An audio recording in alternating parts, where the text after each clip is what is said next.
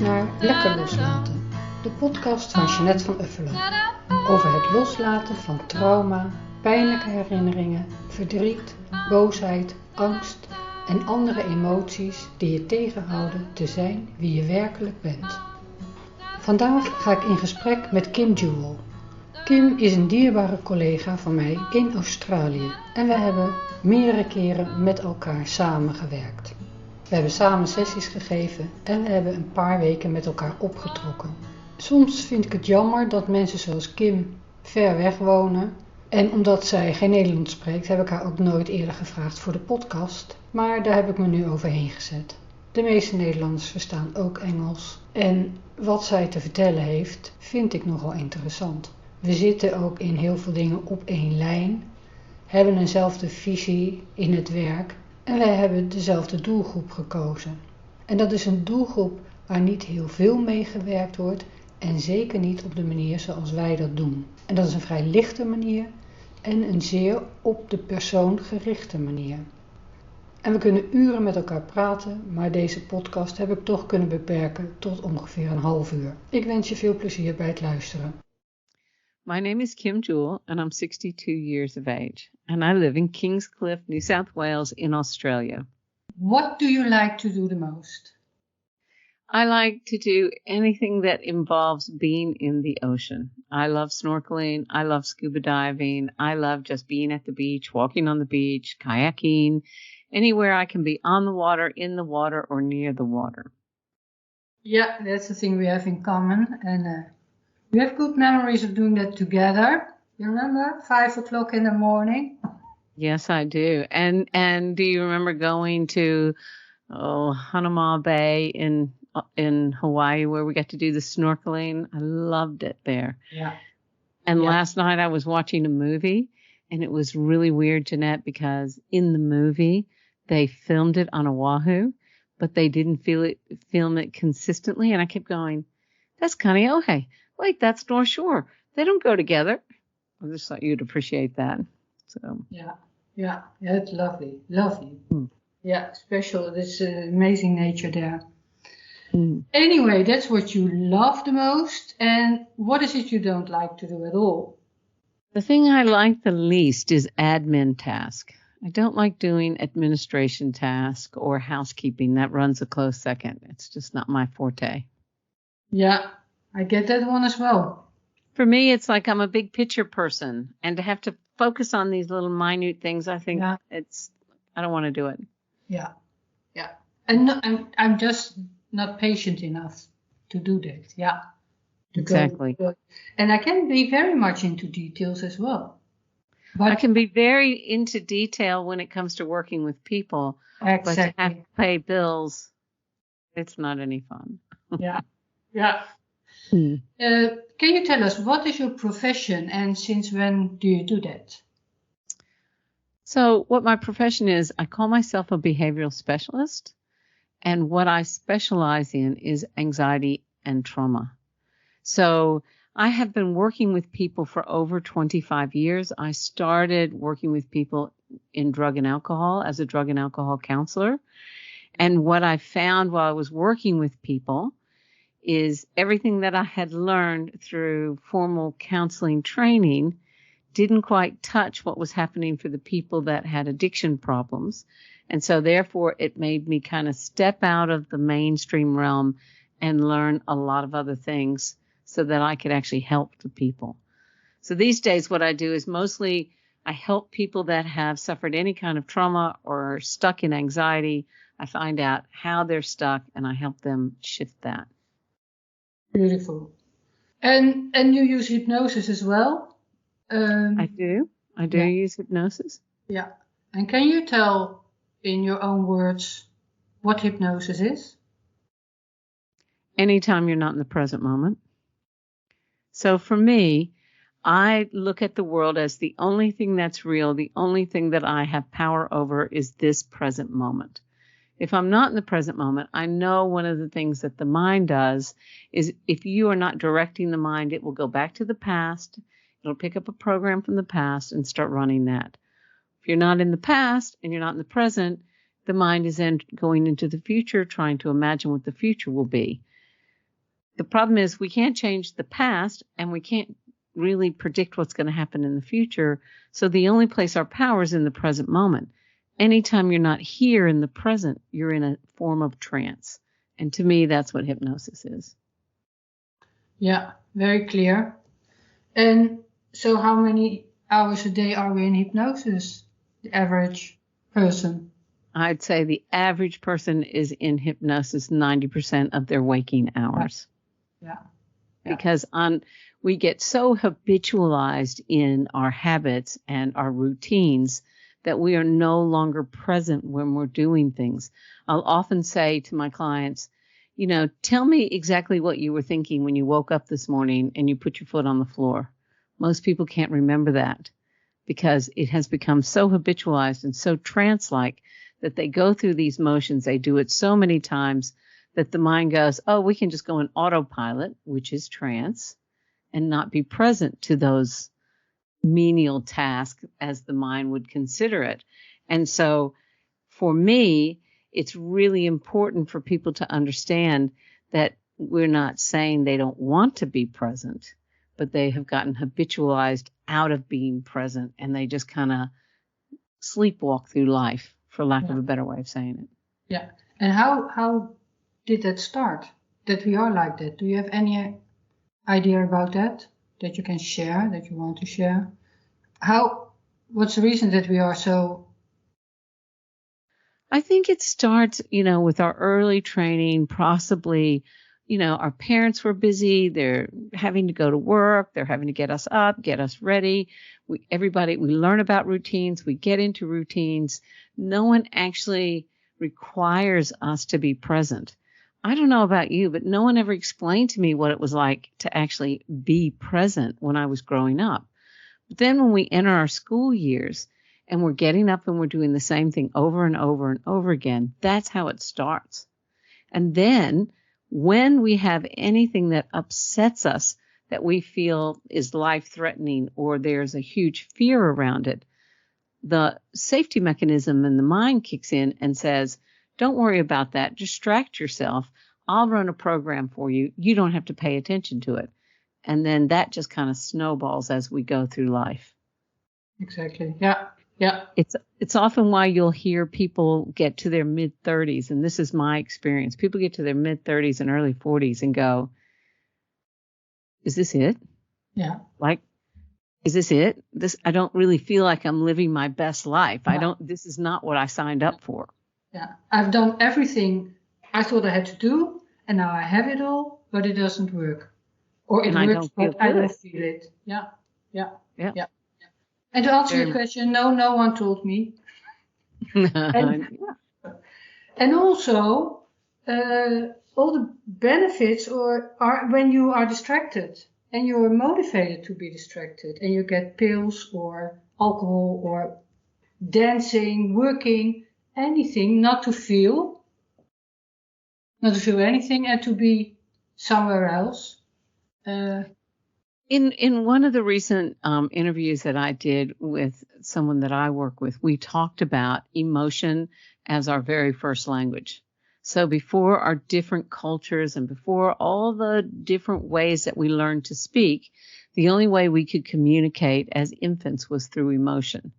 Yeah. But from the very early age, people are trying to dampen down those emotions. Yeah. And tell us they're not okay. Oh, don't worry about that. Don't cry. Get up. You're okay. Blah, blah, blah. And we start invalidating our natural language. Yeah. And I think that happens definitely in the Western culture. I haven't ever lived in the Eastern culture, so I'm not 100% sure, but it is huge in the Western culture. Yeah. Yeah, and it's interesting. I mean, you're a grandmother now. My sister's a grandmother, but I take care of a 2-year-old again. Mm-hmm. It's so beautiful. And it's so, but I also notice my habits, how I know it. It's so easy to say, to calm him down if he's angry, or to say shh and give sweets, whatever they did, but just to let him in his emotion. Exactly. And one of the things before I started working with people in this realm, I worked as a photographer, and I used to do photo shoots for kindergartens and preschools. People used to say to me, that's a lot of work. Do you really like it? And I used to say, I love it, because with kids under 5, they're real, and real. Yeah. They haven't learned how not to be present. Yeah. And so, I often tell a story about how I would set up an obstacle course for these kids, and they would go through the obstacle course and I would take photos, and that's what the parents would get for their school photos. Yeah. And one day I was sitting at the end of a tunnel, and there was a child crawling through the tunnel. He must have been 3 or 4. And he got to the other end of the tunnel, and I'm laying on the ground photographing. And as he came out, he came up to me and he grabbed my face and he said, "I'm so sorry, miss." And I said, "What are you sorry about?" And he said, "That gravity is pulling your face down." Like, what can you do but laugh, right? Yeah. They are so present, and they're so honest, and they're so real. And that is what we lose when we start to try and perform.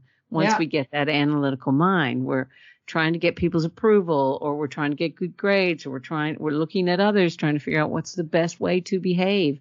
We're being told that emotions aren't okay, when it's our emotions that will actually set us free from a lot of the places we're stuck. Yeah. And most photographers who make photos of kids, they don't do what you did. The child has to sit still and smile or have a toy in the... Yeah, very interesting. Mm. Hypnotherapy and using hypnosis, is that a solution for all problems? What do you think? So I like to talk about the fact that we've got over 8 billion people on this planet. And in so many different modalities, for lack of a better way of saying it, everyone thinks their modality is the best. And while I really like hypnotherapy and I use it in a lot of my work, I don't think there's a one size that fits all for everybody. Exactly. Yeah. And when I work with people, I pay more attention to, I want to know where they're stuck, how they're stuck, and how I can help them move forward. And I'm going to use any tool I have in my tool belt. Hypnotherapy, because people do it naturally, just makes it a little bit easier because they're already in trance most of the time. Yeah.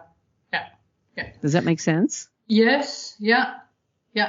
And I like it, especially that you say it's not, because that's also the reason to write my book and to teach people to find their own way, because there is no therapy that fits all.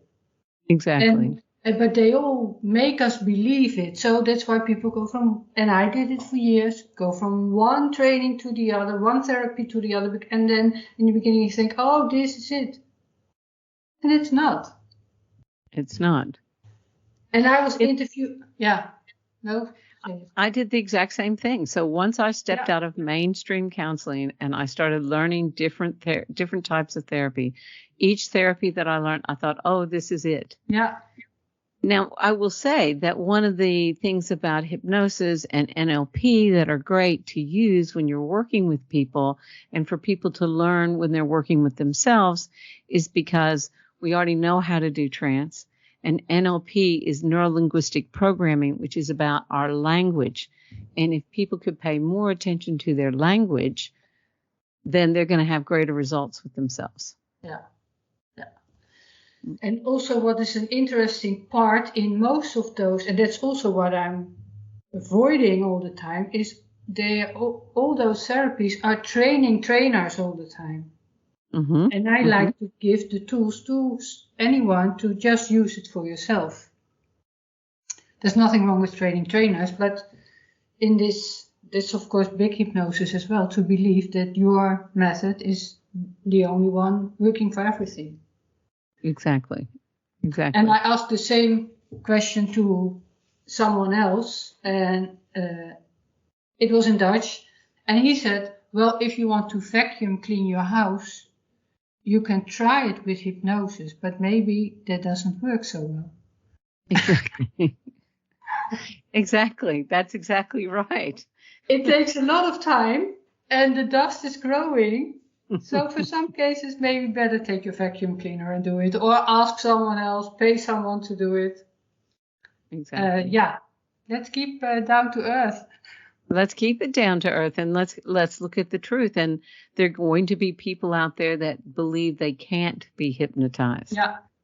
That they have been taught that hypnosis is stage hypnosis, which that is one form of hypnosis, but it's not what we're talking about when we work with people. Yeah, yeah. And of course, people have learned to believe that it's totally dangerous and that they make you sleep. And what we do, people are totally awake. Yes, completely, totally awake.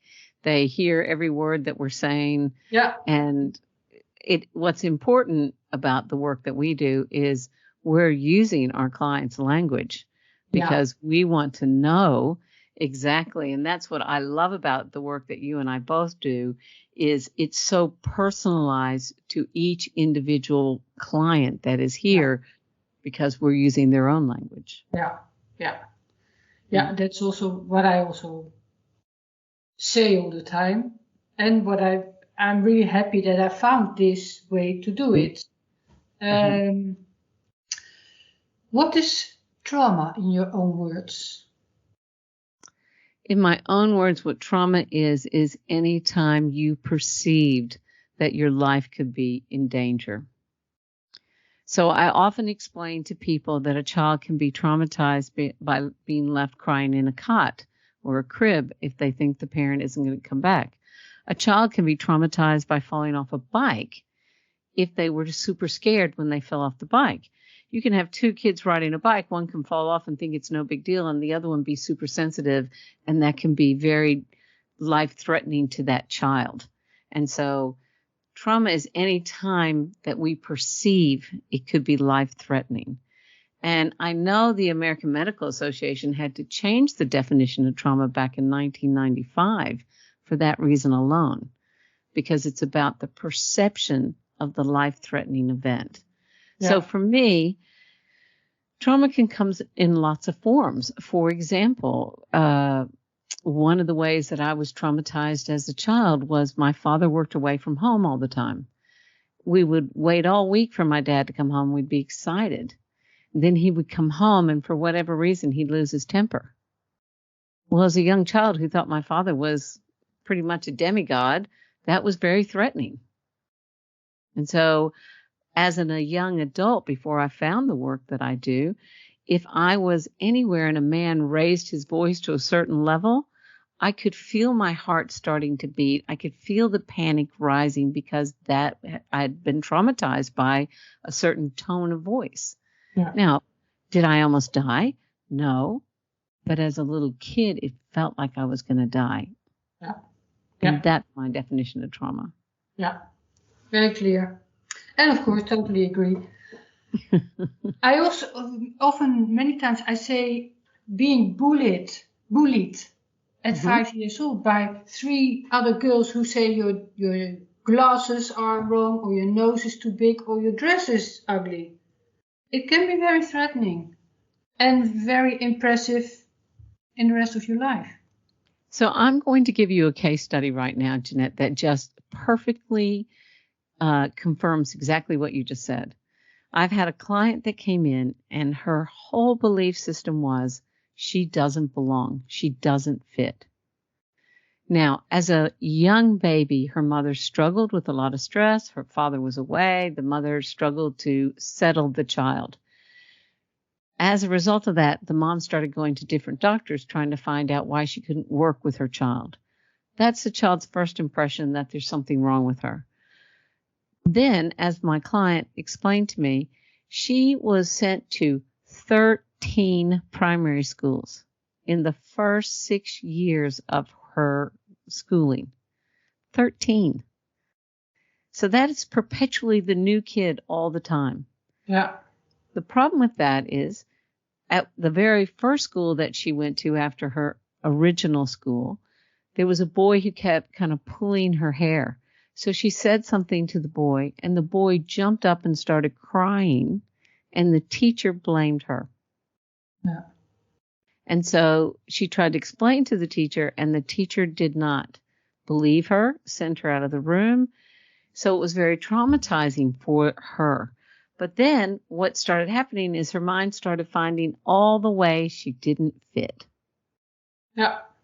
So most people would say 13 schools in 6 years, that's not that. What's traumatizing about that? But for that child who already had started to be bullied, like you just said, and then going to a new school, being the new kid on the block, afraid of people because if she says the wrong thing, she's going to get in trouble, can be very traumatizing. Yeah. Interesting. Yeah, I also mentioned an example in my book. It was only one session, and that lady thought she had a fear of flying. But then her daughter moved to New Zealand with her grandchild. So she had said to herself, I'm never going to fly again. But of course, then she had good reason to do it. We did one session, and we found a memory of being having a sleepover and a very sweet aunt and uncle, but in the night she felt she missed her parents and she wanted to go home. It had nothing to do with flying. It had more the feeling of not feeling home, so the fear of leaving home. Yes. And the big desire was to be able to be at home everywhere. Exactly, yes. Yeah. That's the interesting part of the work we do. And it's very interesting, and I love the fact that we're talking about these two different things that we've brought up, because so many people's perception of trauma is being in a car accident or being in a plane crash, or right? Yeah. So, and when you say anything about that, that's what they believe. But then I can remember being traumatized by a look on my father's face. Yeah. Because I wanted his love so bad that I thought if he didn't love me, I wasn't meant to stay here. Yeah. And many people think you can call it a trauma if he has been raping you or beating you up every day.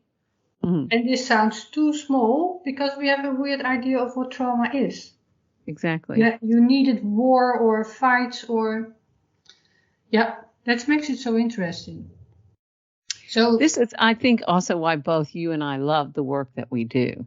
Yeah. And I think it's why I have specialized in trauma and anxiety, because in my terminology, anxiety is the fear of the future, or trying to predict the future so that you can keep yourself safe, which means there's been trauma underneath it in some level. Most people would not say that. They go, oh, it's genetic. My mother was anxious.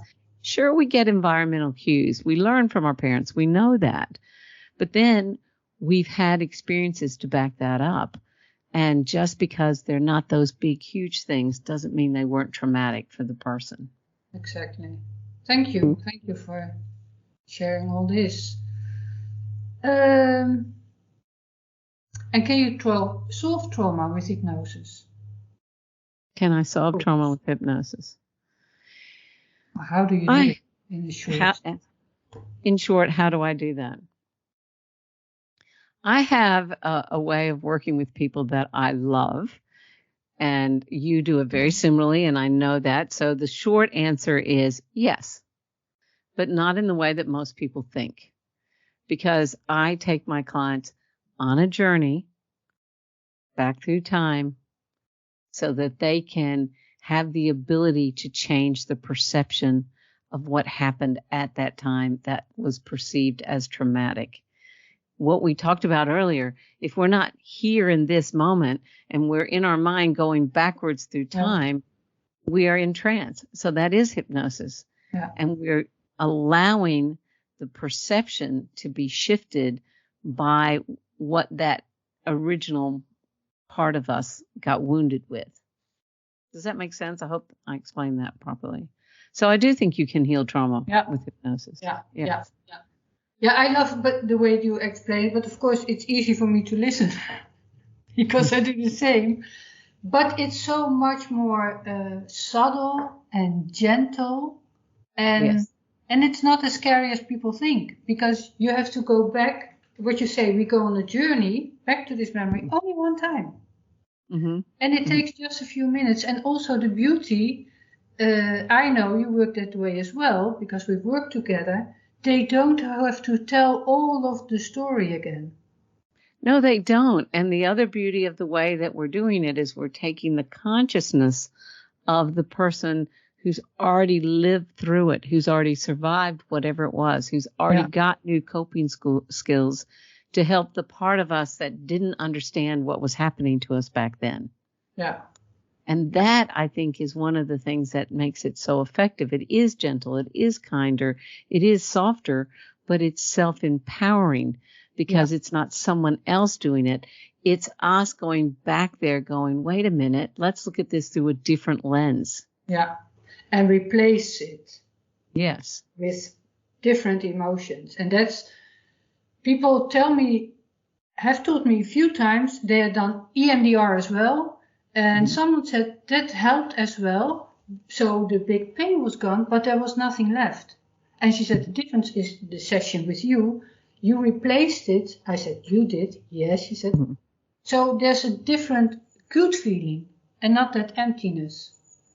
And exactly. And what we're actually giving our clients the ability to do through the lens of their present conscious is to help that younger part gain the wisdom of how they grew, having experienced that. And that in itself starts to shift the perception of what happened. Yeah.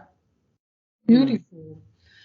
Are there any conditions to use hypnosis with someone who experienced trauma? Of course, if what you said, you will say no, of course not, but maybe you want to. So I do say no, of course not, but I also always inform my client that they're in charge of the session, that at any given time, what you and I both know, if we want to help the client change something and a part of their psyche isn't willing to accept that, the mind will not do that. And that's where it becomes really safe. But what I like the way that we do that, what we do is giving the client the empowerment to do that for themselves. And so therefore they also know they're in charge of the session. They can stop it at any time. They don't have to go and re-traumatize themselves. In fact, what we're actually doing becomes very empowering. They come out of that session and I'm sure you get it all the time as I do. I feel lighter. I feel stronger. I feel like I don't even know why that bothered me in the first place. Yeah. And you can see so much difference in the face. Always. Yes. Relaxation, looking younger. And also, if there is resistance, I also explain that. Of course there's resistance. That's that part of you who doesn't want to change it, who survived.